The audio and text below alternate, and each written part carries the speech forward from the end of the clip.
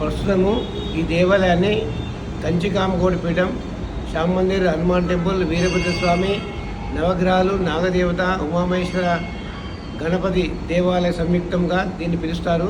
కానీ దీనికి స్వయంభూ వీరభద్రస్వామి ఇక్కడ ఆ యొక్క వీరభద్రస్వామి పేరు మీదనే ఈ క్షేత్రానికి వీరనగుట్ట అనే పేరు వచ్చింది.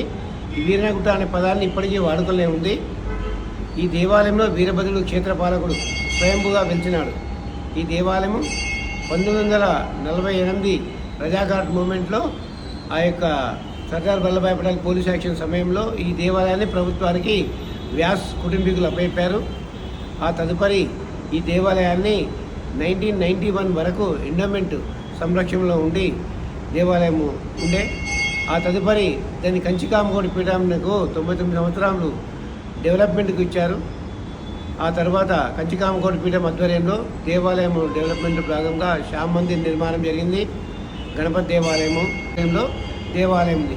ఇక్కడ నేను మేనేజర్గా పదవి బాధ్యత నిర్వహిస్తున్నాను.